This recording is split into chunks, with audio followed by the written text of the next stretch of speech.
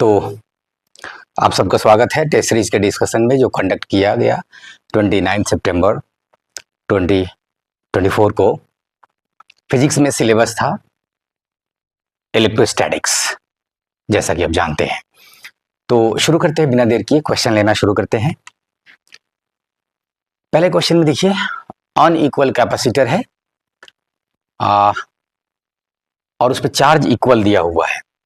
तो आप जानते हैं कि Q equal to CV, C अलग अलग है, चार्ज सेम दे दिया। चार्ज सेम दे दिया तो जिसका C बड़ा होगा उसका पोटेंशियल कम होगा। तो शुरू में यहाँ पे पहले स्टेटमेंट में पोटेंशियल अलग अलग होगा क्योंकि C अलग अलग है।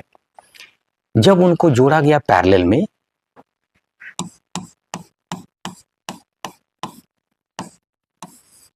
तो इनके अलोंग पोटेंशियल सेम होना ही पड़ेगा, और पोटेंशियल सेम होने के लिए चार्ज का फ्लो होना शुरू होगा। जिस पे ज्यादा रहेगा उस पे कम आएगा, पोटेंशियल को मैनेज करना होगा। और चार्ज का जब भी फ्लो होगा, जब भी चार्ज का फ्लो होगा किसी भी वायर से, तो करंट होगा, और जहां भी करंट होगा वहां एनर्जी बर्बाद होगा तो होगा। ठीक, तो एनर्जी यहाँ पे लॉस होना ही है। When unequal capacitors are carrying equal charges, their potential differences are initially unequal. The charges flow between them to make their potentials equal, and the energy of the system decreases. क्यों बर्बाद हो रहा है, जैसा कि हम लोगों ने डिस्कस किया। तो दोनों स्टेटमेंट सही है, इनफैक्ट एक्सप्लेनेशन है। Three cells of the same EMF E, different internal resistances, ठीक है, are connected in parallel. The EMI of the resulting, देखिए अगर एक इंफॉर्मेशन ध्यान रखिए, बहुत काम का है, कि अगर पैरेलल कॉम्बिनेशन कर रहे हैं सेल्स का और सेम ईएमएफ ले रहे हैं हर सेल का, तो उनका रिजल्टेंट जो होगा वो एक ईएमएफ के बराबर ही आएगा। ठीक है, एनीवेज फॉर्मूला ध्यान रखेंगे तो और अच्छा है कि जो ई नेट आएगा वो E1/R1 E2/R2 plus E3/R3 divided by 1/R1 plus 1/R2 plus 1/R3। आप इससे निकालेंगे कॉमन बाहर आ जाएगा, आते ही आप दिख रहा होगा कि बाकी 1/R1 प्लस 1 और नीचे भी वही कट जाएगा। तो इंटरनल रेसिस्टेंस अलग अलग होते हुए भी अगर ईएमएफ सेम है सारे सेल्स का, तो पैरेलल कॉम्बिनेशन में एक के ईएमएफ के बराबर ही आएगा। ठीक है, तो इनको ई ही होना होगा, ई ही होना होगा। चलिए आगे बढ़ते हैं। If the electric lines of force in a region are depicted as shown in the figure, one can conclude that the electric field is, ये पूछ रहा है आपसे यूनिफॉर्म नॉन यूनिफॉर्म की बात। तो यूनिफॉर्म कहे जाने के लिए पैरेलल लाइंस होना होगा, पैरेलल लाइंस होना होगा। ठीक है, और इक्वी डिस्टेंट होना होगा। दो बातें बोलेंगे आप, एक तो पैरेलल होना होगा और इक्वी डिस्टेंट होना होगा। अगर पैरेलल नहीं हुआ तो डायरेक्शन की वजह से नॉन यूनिफॉर्म हो जाएगा, और इक्वी डिस्टेंस नहीं हुआ तो अलग अलग क्षेत्र का अलग अलग मैग्नीट्यूड हो जाएगा, और इसके वजह से फिर फील्ड नॉन यूनिफॉर्म हो जाएगा। तो नॉन यूनिफॉर्म होने के लिए मैग्नीट्यूड भी अलग अलग हो सकता है, डायरेक्शन भी अलग अलग हो सकता है। ठीक, तो ध्यान रखना होगा आपको, इक्वी डिस्टेंस और सेम डायरेक्शन के लिए यूनिफॉर्म होगा। यहाँ पे दोनों में से कोई फॉलो नहीं हो रहा है, इक्वी डिस्टेंस वाला भी फॉलो नहीं हो रहा है, डायरेक्शन वाला भी फॉलो नहीं हो रहा है, इसलिए ना ही यहाँ मैग्नीट्यूड को कांस्टेंट रहेगा ना ही डायरेक्शन कांस्टेंट है। एनीवेज नॉन यूनिफॉर्म है। नेक्स्ट जो है ये कह रहा है कि the upper half of A sphere is given positive surface charge plus sigma, और उसके बाद while the lower half is given an equal but negative surface charge minus sigma, the potential at the center vanishes। जाहिर सी बात है, आप centre पे देखेंगे, इसकी सिमेट्री से ही आंसर आने वाला है। कैलकुलेशन में फंसेंगे तो बहुत बुरी तरह फंस जाएंगे। सिमेट्री से देखिए, सेंटर पे जितना ये वाला पॉजिटिव कहेगा उतना ये वाला नेगेटिव कहेगा, दोनों एक दूसरे को खत्म कर देगा।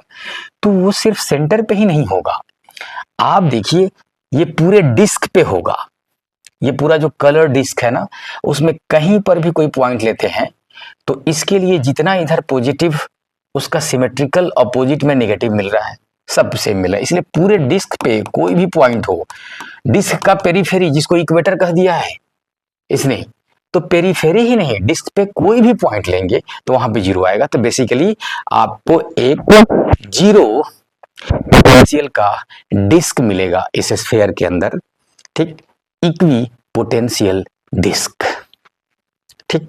तो सब जगह जीरो ही रहेगा। आगे बढ़ते हैं।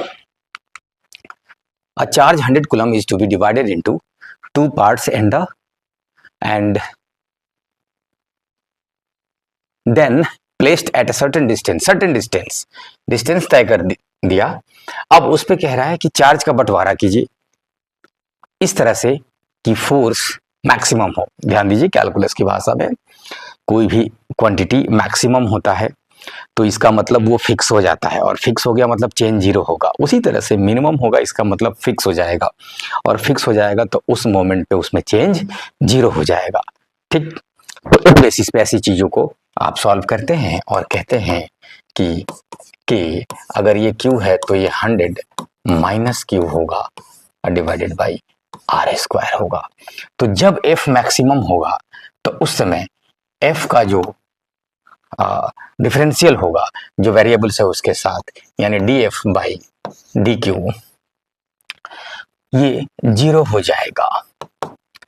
तो आप यहां कर दीजिए, K को बाहर ले लीजिए, D by K by R square को ही बाहर ले लीजिए,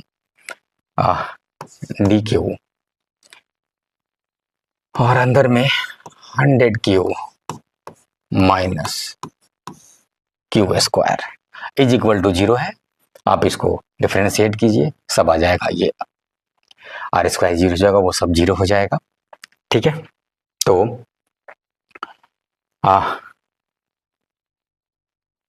100 dQ बाई dQ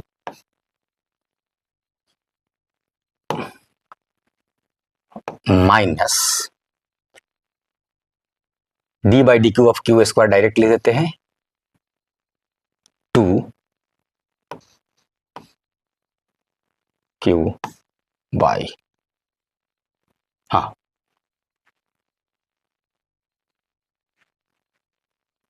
2Q हो जाएगा, डिफरेंशियल डायरेक्ट लिख दिए, ठीक। तो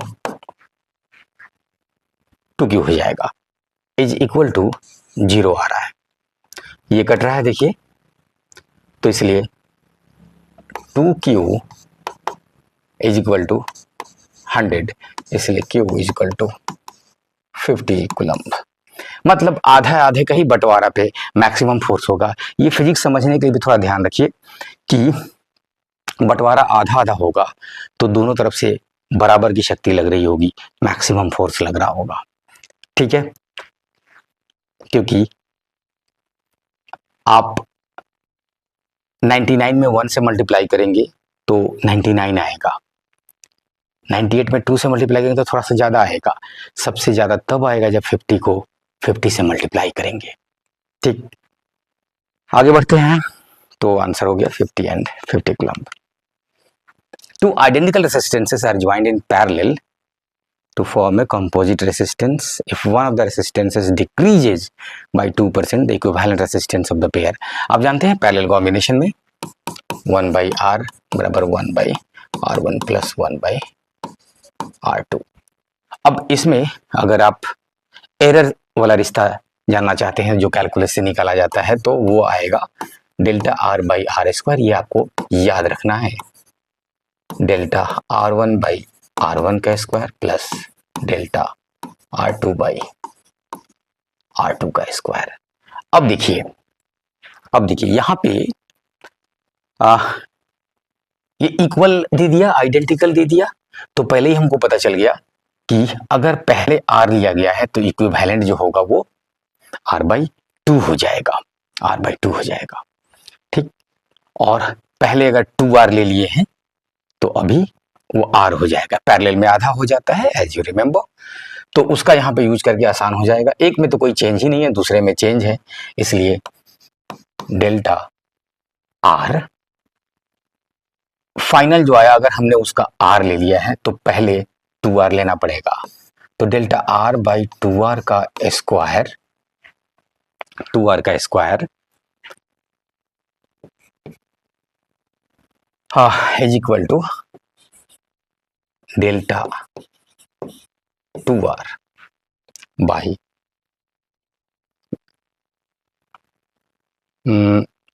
यहाँ पे कुछ मिस हो रहा है, रुक जाइए। फाइनली आर है ना, और पहले 2r लिया हुआ है। आइए, तो r बाई आर स्क्वायर, वहां पे 2r बाई 2r का होल स्क्वायर, ठीक है। तो जो परसेंटेज चेंज है वो देखिए, वो डेल्टा आर बाई आर, ये रिलेटिव चेंज हुआ, इसको 100 से मल्टीप्लाई कर दिए तो ये परसेंटेज चेंज हुआ, ठीक है। और एक 1 बाई आर बचा हुआ है, उसको लिख दीजिए इज इक्वल टू, इधर आइए, इसमें जो चेंज है delta 2r divided by 2r into 100, ये इसका परसेंटेज चेंज हुआ एक का, और अलग से 1 बाई 2r और बच गया, ठीक। तो देखिए r से r cancel, 1 by 2, percentage change एक में अगर किया है जितना भी परसेंट, तो कंपोजिट वाले में, मतलब जो इक्विवेलेंट रेजिस्टेंस है उसमें परसेंटेज चेंज इसके आधा हो जाएगा, आधा हो जाएगा। तो डिक्रीजेज बाय 1%। बढ़ते हैं आगे। With negligible internal resistance is connected to a variable resistance so that the current in the circuit increases with time है जितना। टोटल चार्ज पूछ रहा है 5 सेकेंड में, तो डी क्यू बराबर आई, डी टी पे क्वेश्चन है, आई को यहाँ डाल लीजिए, 1.2 T plus 3 into D T कर दीजिए, 1.2 T D T plus 3 D T, ठीक है। इंटीग्रेट करेंगे, टोटल चार्ज निकल जाएगा।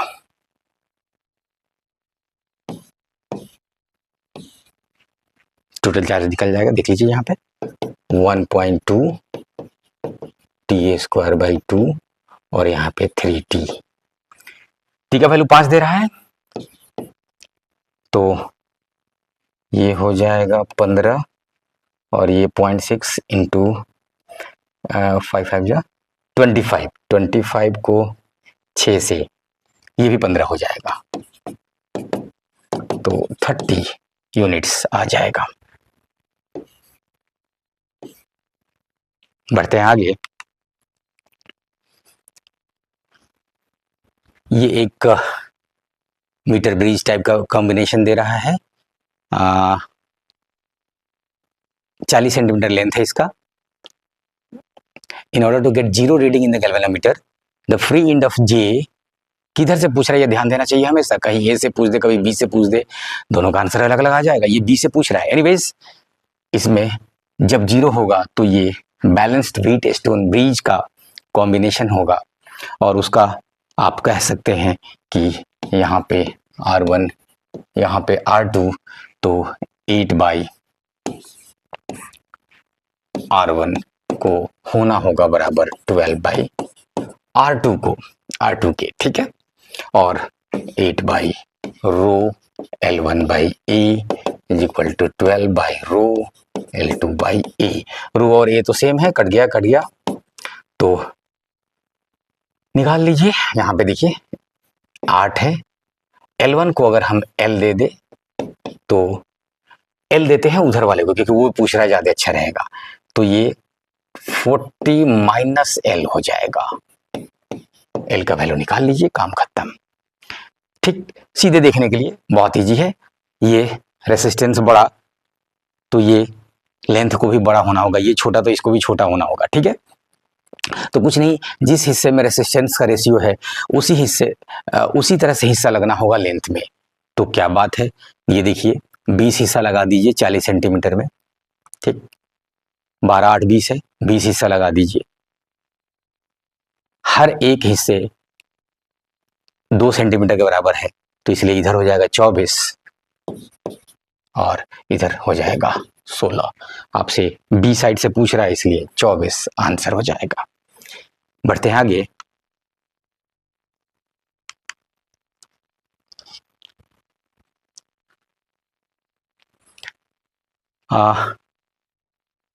वेरिएबल रेसिस्टिविटी की बात कर रहा है और वो length L and uniform cross section uniform है, लेंथ एल दिया हुआ है और वो लीनियरली बढ़ रहा है। लीनियरली बढ़ रहा है मतलब का कि ये जो रो है ये प्रोपोर्शनल है एक्स के, इसका मतलब rho is equal to alpha X हो जाएगा। अल्फा जस्ट मैंने कोई कांस्टेंट दे दिया, कुछ नहीं, वो कोफिशिएंट हुआ या प्रोपोर्शनलिटी कांस्टेंट बोल दीजिए, ठीक। इसका कोई टेम्परेचर वाले से लेना देना नहीं है, ध्यान रखिएगा। एनीवेज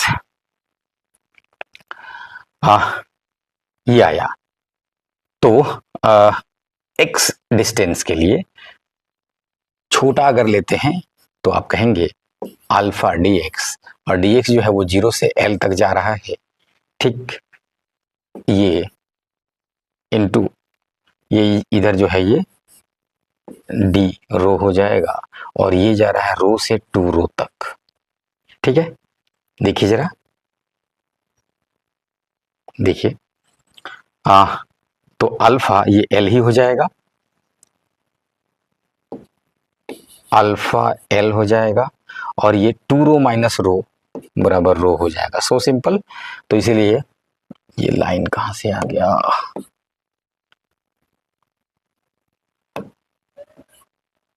ये वाले रिलेशन को हम लोग पकड़ लेंगे ताकि अल्फा आगे कहीं यूज करना हो तो कर लेंगे। अब आइए रेसिस्टेंस पूछ रहा है इसका, the resistance of the wire, तो R is equal to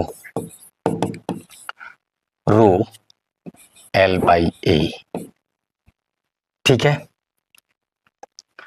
rho L by ए। तो रो जो होगा वो वेरी कर रहा है, तो वो rho naught 1 plus alpha D L length अगर ले लिए तो ये हो गया और एल हो गया, ए हो गया, ठीक है। मल्टीप्लाई कर दीजिए और अल्फा का वैल्यू यहां से वहां उठा के डाल दीजिए, आ जाएगा आंसर, ठीक है, आ जाएगा। तो एनीवेज रो से 2 रो तक जा रहा है, तो जाहिर सी बात है ये रो एल बाई ए से ज्यादा होगा, ये और ये तो ऐसे ही कम दे रहा है तो गया ये, ठीक है। और एवरेज चूंकि ये रो से 2 हो रहा है तो एवरेज 1.5 आ जाएगा, तो अल्टीमेटली आप इधर से पहुंचेंगे और यहीं पहुंचेंगे 3/2 रो एल बाई ए।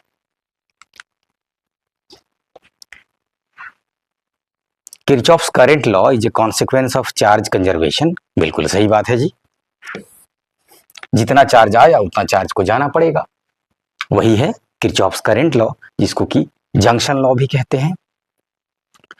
और वोल्टेज लॉ जो है ये एनर्जी की बात करने लगेगा, ठीक, कि जहां थे आप अगर घूम के फिर वहीं पहुंच गए तो नेट वर्क डन 0 आ जाएगा, क्योंकि ये जो इलेक्ट्रिक फील्ड है ये एक कंजर्वेटिव फील्ड है, ठीक।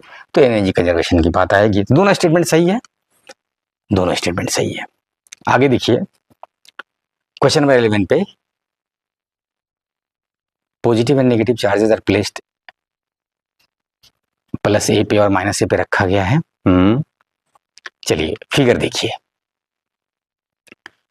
तो कुछ नहीं, ये डाइपोल जैसा है, डाइपोल जैसा है, इलेक्ट्रिक डाइपोल। तो देखिए इलेक्ट्रिक डाइपोल में अगर मिड पॉइंट पे हम आपसे पूछे कि पोटेंशियल बताइए, तो मिड पॉइंट पे पोटेंशियल 0 हो जाएगा, जितना पॉजिटिव पोटेंशियल उतना नेगेटिव पोटेंशियल।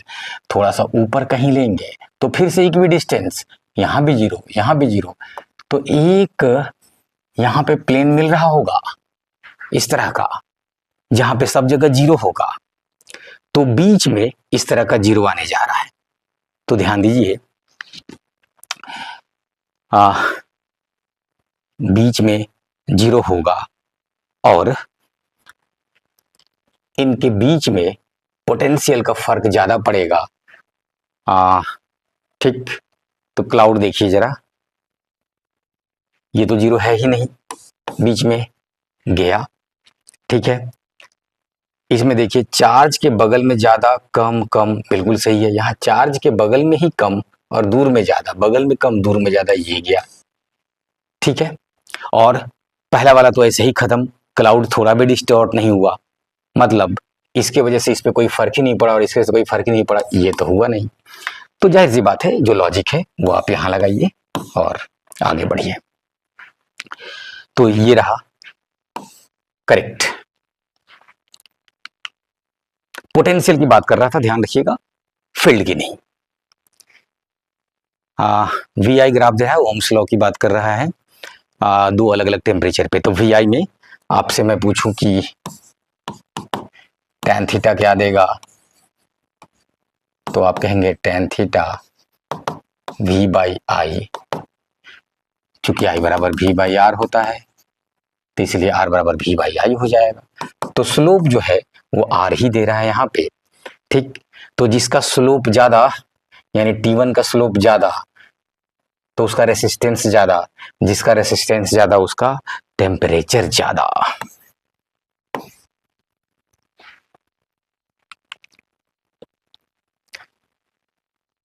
नेक्स्ट में टर्मिनल वोल्टेज पूछ रहा है, तो आप अगर इंटरनल रेसिस्टेंस है सेल के पास, ये दोनों टर्मिनल है, ये करंट जा रहा है, जितना करंट आएगा उतना ही निकलेगा किसी भी सेल से चार्ज के कंजर्वेशन के हिसाब से। तो अगर इसका ईएमएफ ई है तो ए और बी जो दो टर्मिनल है इनके बीच का पोटेंशियल डिफरेंस वी जो होगा वो घट जाएगा। आप देखें यहां से करंट के अलोंग इस पे पोटेंशियल ड्रॉप हो जाएगा और ईएमएफ से घट जाएगा। तो E minus I R famous formula है। आई का वैल्यू डाल दीजिए, आई का वैल्यू हो जाएगा जो ईएमएफ है वो divided by R plus R. इसको सॉल्व कर लीजिए, आंसर आ जाएगा इंटरनल रेसिस्टेंस का। ऐसे क्वेश्चन में जो नेक्स्ट है कैपेसिटर बनाने की बात हो रही है, तो आपको देखना है कितने सरफेस का जोड़ा बन रहा है। तो अगर ये पॉजिटिव ले लिए, ये नेगेटिव ले लिए, जो कि वैसे ही ले रहा होगा, तो प्लस प्लस प्लस प्लस, ये वाला बीच में माइनस माइनस माइनस। तो आप देखिए ये वाला जो बीच का प्लेट है वो इसके साथ भी जोड़ी बनाने के लिए तैयार है और इधर भी जोड़ी बनाने के लिए तैयार है। इस तरह से सभी जोड़ी बना रहा है। कितने जोड़ी बन रहे हैं, तो देखिए 6 जोड़ियां बन रही हैं। ठीक है, और सब के सब पैरेलल हैं। अगर वो नहीं दिखाई दे तो ये जो यहाँ पे सटाया हुआ है इसको आप मान लीजिए यहाँ पे लाके सटा दीजिए, और ये जो यहाँ है यहाँ लाके सटा दीजिए, उसके बाद इसको सीधा कर दीजिए, आपको दिखाई दे देगा सब के सब पैरेलल हैं। तो 6 कैपेसिटर बन रहे हैं।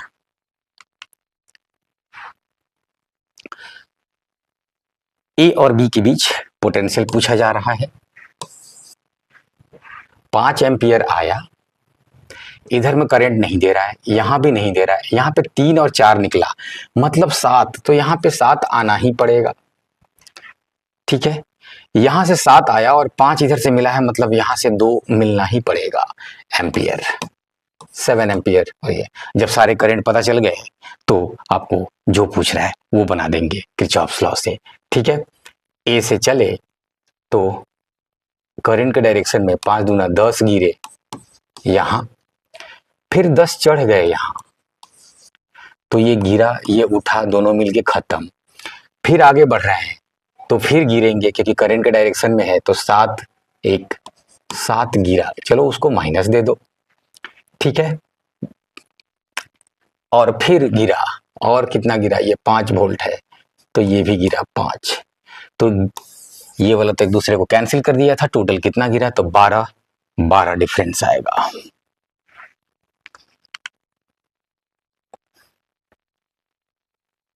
पोलर मॉलिक्यूल को बेस्ट कौन डिस्क्राइब कर रहा है?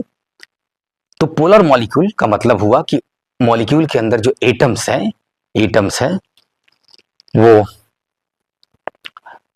उनके बीच इलेक्ट्रोनेगेटिविटी का डिफरेंस होगा। पोलर मॉलिक्यूल कभी भी सिंगल एटम का नहीं बन सकता है, ठीक। फॉर एग्जांपल कार्बन एटम भी सी ही है और मॉलिक्यूल भी सी ही है, तो वो पोलर नहीं हो सकता है। तो ऐसे पोलर मॉलिक्यूल जो भी होंगे वो सब के सब more than one molecules atoms के बने होंगे, और उन एटम्स के बीच इलेक्ट्रोनेगेटिव डिफरेंस होना चाहिए, मतलब डिफरेंट एटम होना चाहिए। तो उनके पास जब ये शर्त को पूरा कर देगा, फॉर एग्जांपल HCl, तो देखिए इसका चार्ज इसकी तरफ खींचा हुआ है, जो इलेक्ट्रॉन क्लाउड है इधर खींचा हुआ है, तो इसलिए इस पे डेल्टा प्लस, इस पे डेल्टा माइनस। तो ये इसका अपना इनहेरेंट प्रॉपर्टी हो गया, ये परमानेंट है। ये ऐसा नहीं है कि किसी लैब में डालेंगे कुछ और होगा, हम बाहर से फील्ड देंगे तब आएगा, ये खुद का है, सब कुछ है। तो ये खुद का है, तो वो परमानेंट इलेक्ट्रिक डाइपोल मोमेंट है। वाटर, ये देखिए ये डेल्टा प्लस, ये डेल्टा प्लस और ये माइनस। देखिए एक बार फिर से, एक डाइपोल इसका, एक डाइपोल इसका, दोनों डाइपोल के बीच 104.5 डिग्री, और दोनों को आप जोड़ेंगे तो नेट डाइपोल मोमेंट आ जाएगा वाटर का। तो ये परमानेंट है डाइपोल मोमेंट, तो पहला ही सही हो गया। बाकी स्टेटमेंट पढ़ेंगे, अच्छा ऑल ऑफ द अबव दे रहा है इसलिए बाकी पढ़ेंगे आप। पहला सही हो गया, they have no dipole moment, ये सीधे गलत हो गया, तो आगे पढ़ने की जरूरत नहीं है क्योंकि ऑल ऑफ द अबव हो नहीं सकता है। They develop a dipole moment only in the presence of an electric field, ना ना ना, ये तो खुद का इनका। आगे बढ़ते हैं, तो पहला सिर्फ सही है। रूम हीटर है, उसका दिया हुआ है calibration, if the supply voltage drops to 100 volt what will be the power consumed. ये कुछ नहीं है, बहुत सिंपल, कि पावर V²/R होता है। R तो जो है वो रहेगा, अगर पहले 500 था, आपने वोल्टेज को आधा कर दिया, तो दिख रहा है ना, पावर 1/4 हो जाएगा।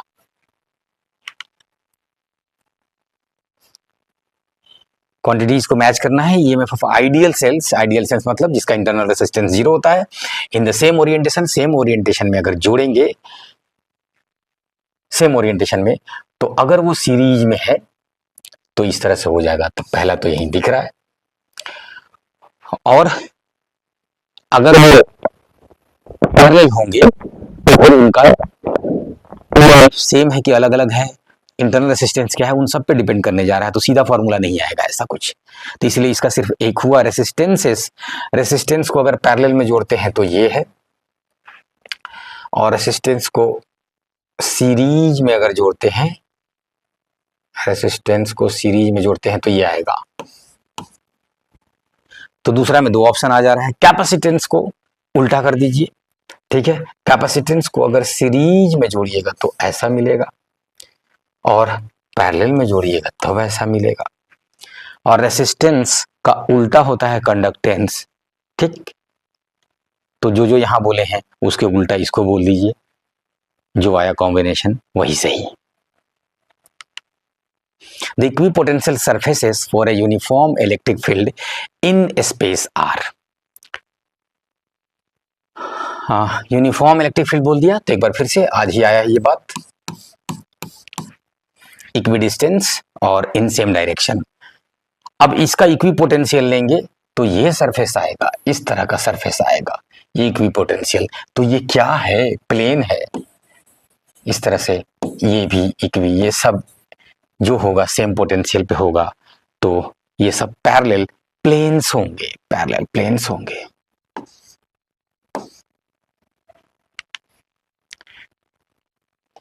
The potential difference between 2 points A and B दिया हुआ है 5 volt. The energy required to move by इतना बिटवीन दीज 2 पॉइंट्स, हलवा क्वेश्चन है, कुछ नहीं करना है। एनर्जी जो रिक्वायर्ड होता है वो क्यू भी होता है,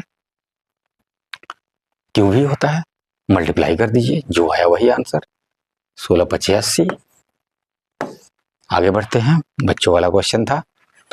6 कैपेसिटर है, सबका 6 माइक्रोफैराड है, मिनिमम और मैक्सिमम बनाना है, ये हम नहीं बनाएंगे, ये कौन सी बड़ी बात है, आप बनाएंगे। 6/6 1 होता है, लोग कह ही दिए, तो इसलिए 1 हो जाएगा मिनिमम और 6 × 6 मैक्सिमम हो जाएगा।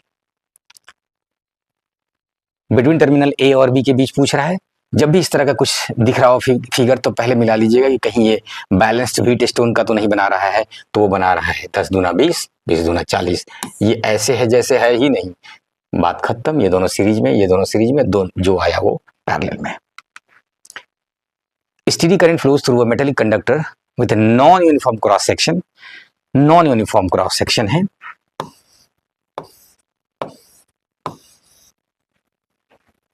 The quantity या quantities that remain constant along the length of the conductor is, ठीक है। स्टेडी करंट है, मतलब I कांस्टेंट दिया हुआ है। I का मतलब ये होता है कि किसी भी वायर के, चाहे वो वायर कैसा भी हो, धीरे धीरे चौड़ा हो रहा हो, पतला हो रहा हो, कोई मतलब नहीं है उससे।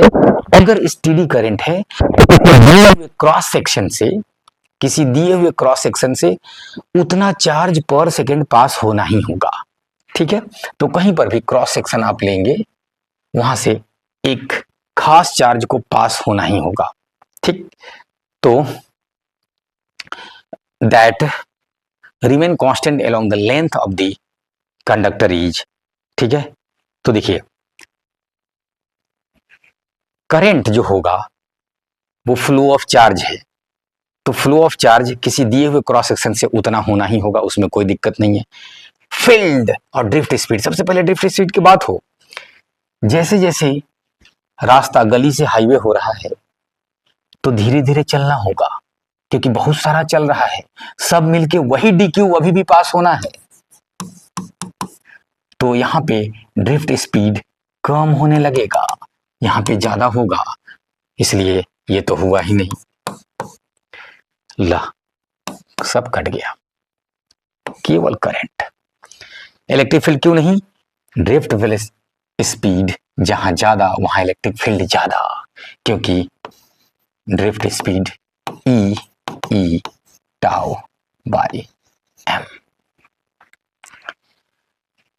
Drift speed, drift velocity is directly proportional to electric field, इसलिए ड्रिफ्ट स्पीड अलग अलग होगा तो इलेक्ट्रिक फील्ड भी अलग अलग होगा।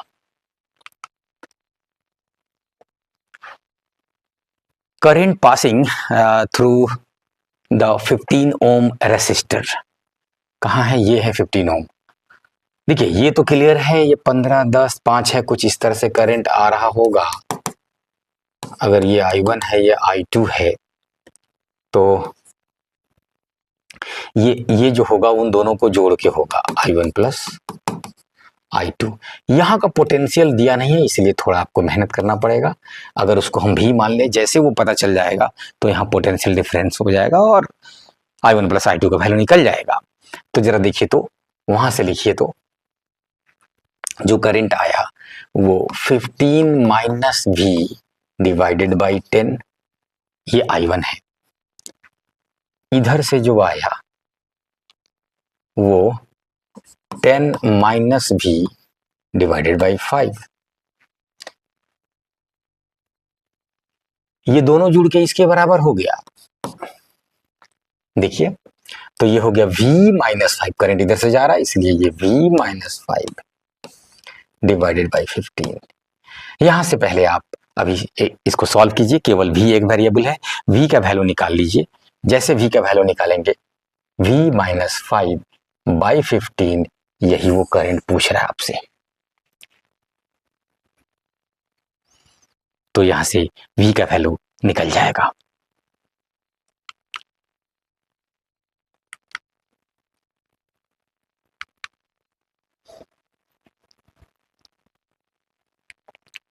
इन every one of the following arrangements the capacitance C सब में 5 माइक्रोफैराड है।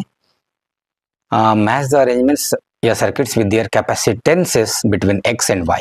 ठीक है, चलिए, इसमें कुछ मेरे लिए बनाने वाला दिख नहीं रहा है ये, जब सब सेम ही है तो ये देखिए, ये दोनों सीरीज में, ये दोनों सीरीज में, और फिर 1 2 3 सब पैरेलल में, काम खत्म। ये सीरीज में जो आया वो इसके साथ पैरेलल में। यहाँ पे देखिए ये वाला अलग पॉइंट है, अगर इसको मैं ए बोल दूं तो ये वाला अलग पॉइंट है, बी बोल दूं, और ये दिख रहा है कि 2/1 इज इक्वल टू 4/2। ये बीच वाला ऐसे है जैसे है ही नहीं, ये बैलेंस्ड व्हीटस्टोन ब्रिज वाला सिमेट्री आ गया। यहाँ देखिए, यहाँ पे फिर जब क्रॉस ऐसे जोड़ा है तो देखेंगे हम फिर से व्हीटस्टोन ब्रिज का, तो 2/4 1/2 के बराबर, ये ऐसे है जैसे है ही नहीं।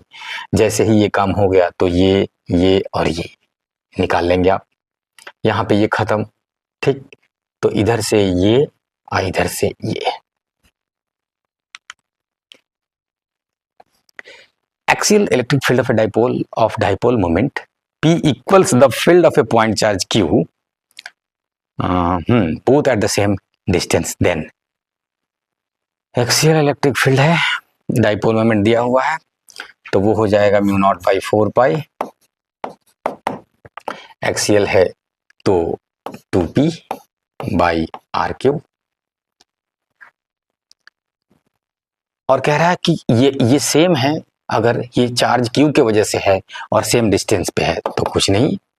ये मैं μ0/4π क्यों कर रहा हूँ, ये इलेक्ट्रिक की बात कर रहा है ना, तो 1/4π epsilon not.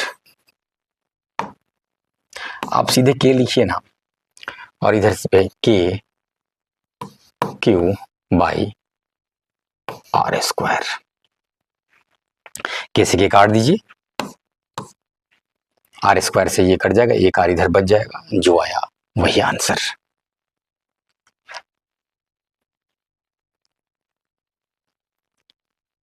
Uncharged spherical conducting shell of outer radius r, ठीक है, has 2 point charges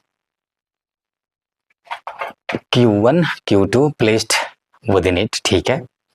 The flux of the electric field due to all charges from the outer surface of the sphere is phi naught, और वो जानते हैं कि phi naught जो हो जाएगा वो q इनसाइड, यानी कि यहाँ पे q1 + q2 है, डिवाइडेड बाई एप्सिलॉन नॉट हो जाएगा, ठीक है। अब पोटेंशियल जो है ऑफ द स्फीयर दिया हुआ v0, तो पोटेंशियल जो होता है वो 1/4π एप्सिलॉन नॉट की जगह पे k लिख देते हैं, और वो टोटल चार्ज यानी कि q1 + q2 बाई r हो जाएगा। तो phi नॉट बाई v0 करना है, डिवाइड कर दीजिए, ये चार्जेस कट गया, ठीक है।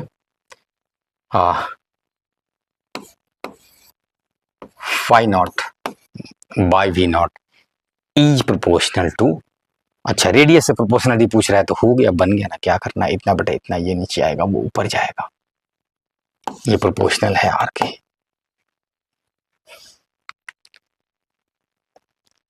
Choose the correct graph between electric field E due to a uniformly charged infinite straight wire versus perpendicular distance। बच्चों वाला सवाल है, इनवर्सली प्रोपोर्शनल होगा।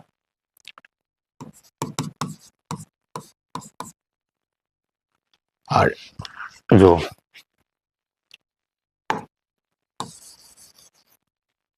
फील्ड के साथ अगर है ना, और आर के साथ स्ट्रेट वायर, हाँ इनवर्सली प्रोपोर्शनल होगा आर से।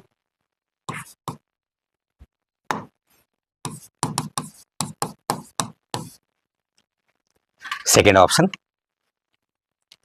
600 पिको फैराड